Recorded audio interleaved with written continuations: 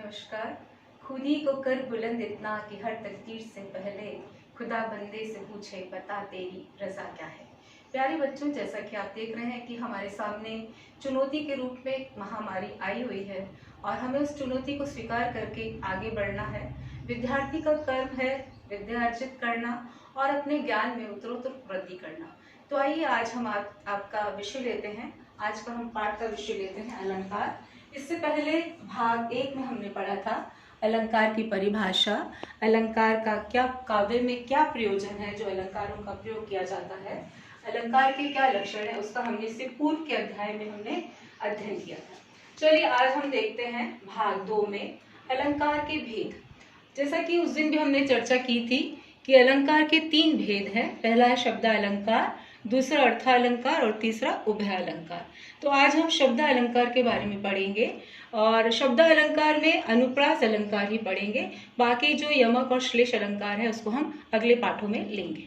तो देखिए शब्द अलंकार किसे कहते हैं कि काव्य में जब शब्द के द्वारा, शब्द के माध्यम से जो है चमत्कार उत्पन्न किया जाता है। देखिए काव्य में शब्द, शब्दांश, पद, वर्ण तथा वाक्यांश के द्वारा भाव संप्रेषण की चारुता तथा चमत्कार वर्धन किया जाता है।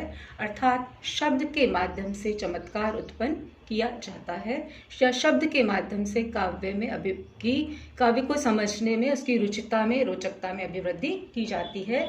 उसे हम कहते हैं शब्द अलंकार। उदाहरण देखिए, पहला भुजबल भूमि भूप बिन कीनी। देखिए इसमें भ वर्ण की आवृत्ति हुई है और जहाँ पे वर्णों के द्वारा जो है शब्द और वर्ण की जब हम बात कर रहे थे और वहाँ क्या था, शब्द अलंकार था, तो यहाँ पे भ वर्ण की आवृत्ति हुई है।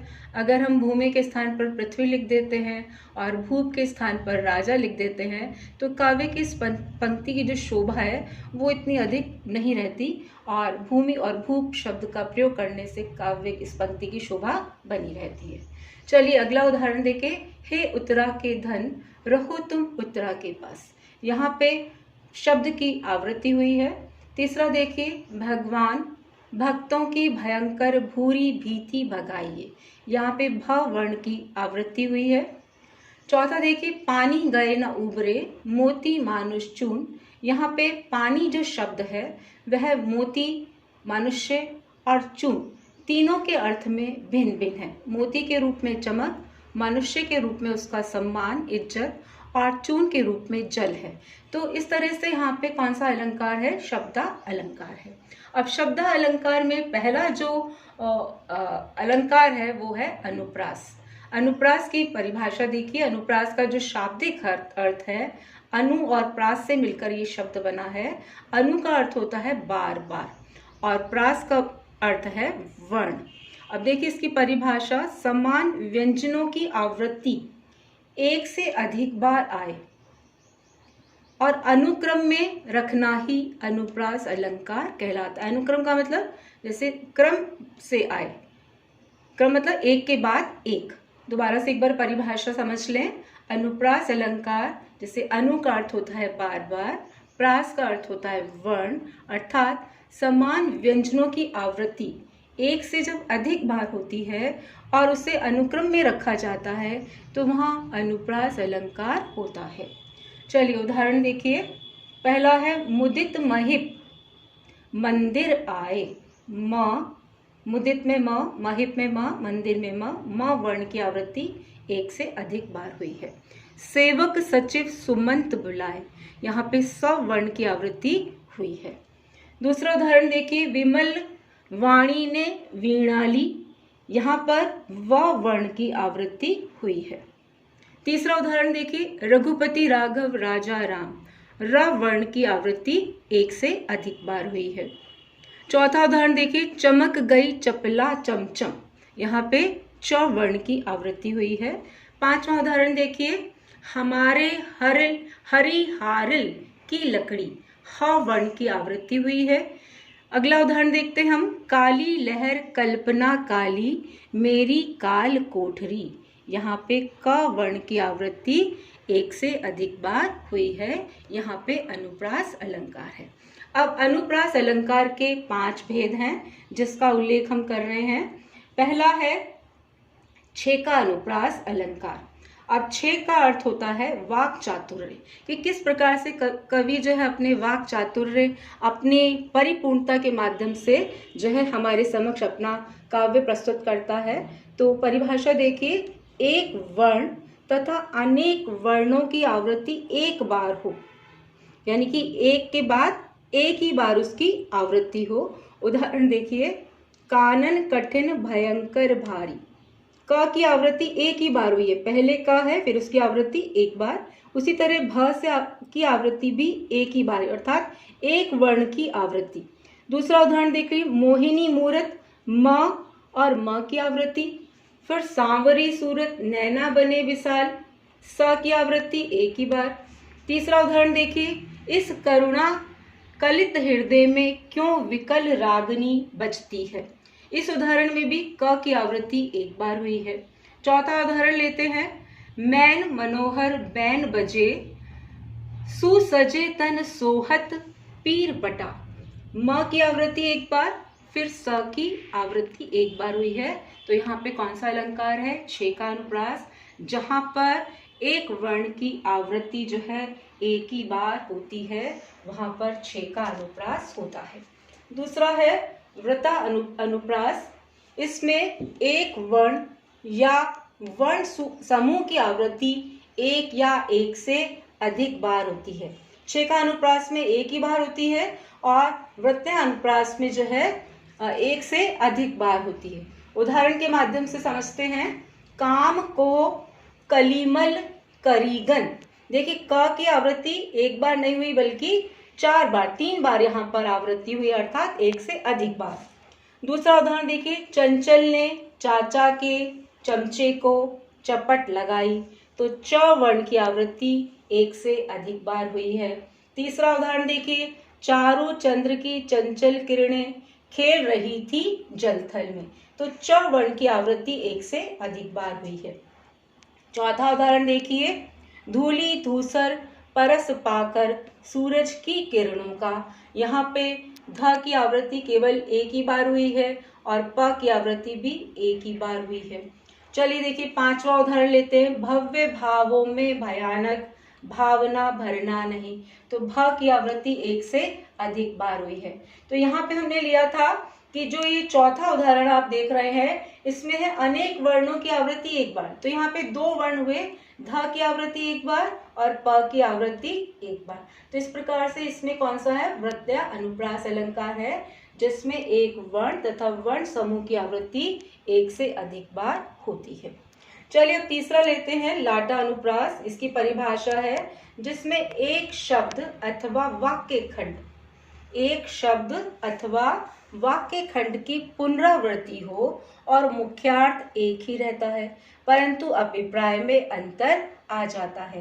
दोबारा से एक बार समझने का प्रयास करें कि लाटा अनुप्रास में जिसमें एक शब्द अथवा वाक्य खंड की पुनरावृत्ति यानी कि दोबारा आता है और मुख्यार्थ एक ही रहता है, परंतु उसके अभिप्राय में थोड़ा अंतर आ जाता है। अब उदाहरण के माध्यम से ही परिभाषा स्पष्ट हो जाएगी। उदाहरण देखिए, वही मनुष्य है जो मनुष्य के लिए मरे। देखिए, इसमें शब्द की आवृत्ति हुई है, लेकिन जो है मुख्यार्थ एक ही है, लेकिन अभिप्राय अलग है। दूसरा देखिए, पूत सपूत तो क्यों धन संचय, पूत कपूत तो क्या धन संचय। इसमें जो है वाक्य खंड की आवृत्ति हुई है, लेकिन मुख्यार्थ एक ही है। तीसरा उदाहरण देखिए, समय आने पर बेटा बदल जाता है पर माँ माँ ही रहती है। इसमें भी जो है शब्द की आवृत्ति हुई है, लेकिन इसका जो मुख्यार्थ है जो है उसमें किसी भी प्रकार का अंतर नहीं है। चौथा देखिए, तेग बहादुर हाँ वे ही थे गुरु पदवी के पात्र समर्थ। तेग बहादुर हाँ वे ही थे गुरु पदवी थी जिनके अर्थ। देखिए, वाक्य खंड की आवृत्ति हुई है और साथ ही साथ जो है इसके अभिप्राय में अंतर आ गया है, और लेकिन मुख्यार्थ क्या है? एक ही है। इस प्रकार से इसमें कौन सा अलंकार है? लाटा अनुप्रास है। चौथा है अनंत्य अनुप्रास। देखिए इसकी परिभाषा, जब काव्य के चरण के अंत में काव्य के यानी कि कविता जो आप पढ़ रहे हैं या सुन रहे हैं, तो उसके काव्य के अंत में यानी कि जो पंक्ति है, पंक्ति को हम क्या कहते हैं, चरण कहते हैं, और उसके अंत में तुक मिलता है। अर्थात जो हम तुकांत कविताओं की बात करते हैं, जो जहाँ तुक मिलता हो तथा एक ही स्वर की साम्य मूलक आवृत्ति हो। इंग्लिश में भी हम देखते हैं राइमिंग वर्ड्स होते हैं, ING लगा होता है, जंपिंग, रनिंग, इस तरह से जो है यहाँ पे भी हिंदी काव्य में भी जो चरण के अंत में जो शब्द आता है उसका तुक मिलता है और जो स्वर की साम्य मूलक आवृत्ति होती है। उदाहरण देखिए पहला, मांगी नाव न केवटू आना, कही तुम्हार मरमू मैं जाना। अब देखिए इसमें आना चरण का अंतिम शब्द है, उसी तरह से दूसरे चरण का जो अंतिम शब्द है वो है जाना, यानी कि जो तुकांत है वो आपस में जो उनकी ध्वनि है, जो मात्राएं हैं वह मिलती हैं। दूसरा उदाहरण देखिए, गुरुपद अंजन नयन अमीय दृग दोष विभंजन। पहले वाले चरण में अंजन और द्वितीय चरण में जो है भंजन, तो इसकी जो ध्वनि है आपस में मिलती है और तुकांत आपस में समान है। इस प्रकार से इसमें हुआ अलंकार अनंत्य अनुप्रास, जिसमें अंत में तुकांत मिलते हैं, अर्थात जो स्वर होते हैं वो समान होते हैं। पांचवा अलंकार अनुप्रास का ही पांचवा भेद है श्रुत्य अनुप्रास।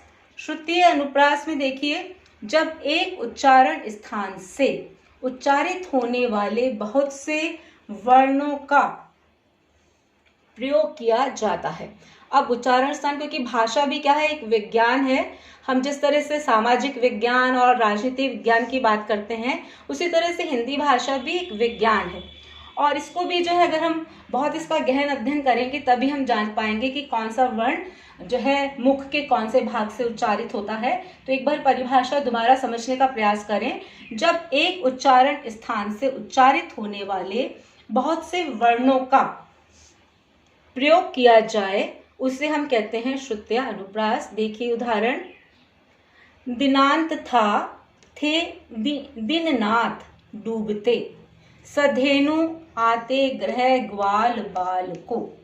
अब इसमें जो है त वर्ग के जो वर्ण हैं उनकी आवृत्ति हो रही है, त, थ, ध,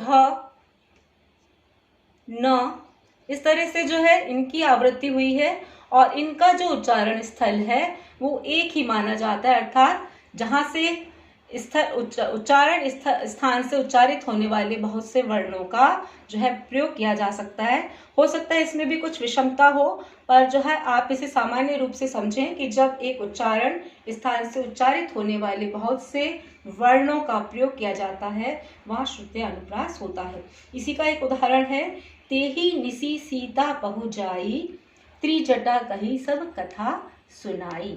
तो हमारी कथा तो अब यहीं पे समाप्त होती है। और प्यारे बच्चों, आज आपने पढ़ा कि शब्दालंकार का जो पहला भेद है या पहला अलंकार है अनुप्रास। अगले में हम पढ़ेंगे यमक, श्लेष और वक्रोक्ति अलंकार। आपका जो आज का अभ्यास का कार्य है, जो आपको अपनी उत्तर पुस्तिका में भी लिखना है और मौखिक रूप से भी अभ्यास करना है कि अलंकार में शब्दालंकार की क्या परिभाषा है, अनुप्रास अलंकार किसे कहते हैं, उसके उदाहरण, तथा अनुप्रास अलंकार के कितने भेद हैं, और आपस में इसका तुलनात्मक अध्ययन कीजिए कि पांचों जो भेद हैं इन पांचों में क्या अंतर है। तुलनात्मक अध्ययन के रूप में अगर आप इसे लिखेंगे तो आपका ज्ञान स्थायी भी होगा। इसी के साथ हम आज यहीं पर अपना लेसन जो पाठ है वो समाप्त करते हैं और यही कामना है कि आप सुरक्षित रहें, स्वस्थ रहें और अपना ध्यान रखते रहें, अध्ययन करें, और जो भी आपके मन में संशय है वो आप जो है मुझसे कहें। और मैंने इसका जो है एक चैनल भी बना लिया है। मैं आशा करती हूँ कि आप वो चैनल के रूप में अगर देख रहे हैं तो उससे आप पसंद भी कीजिए, लाइक भी कीजिए। अगर कोई आपकी सजेशन है तो कमेंट बॉक्स में भी जाके करें। और अपने जो अन्य मित्र हैं जो प्रतियोगी परीक्षाओं में भाग ले रहे हैं, केवल 11th क्लास में और 12th में पढ़ने वाले ही छात्र ना हो, जो अन्य कक्षाओं में पढ़ रहे हैं उन्हें भी आप शेयर कर सकते हैं, जिससे वो इसका ज्ञान का लाभ उठा सकते हैं। धन्यवाद।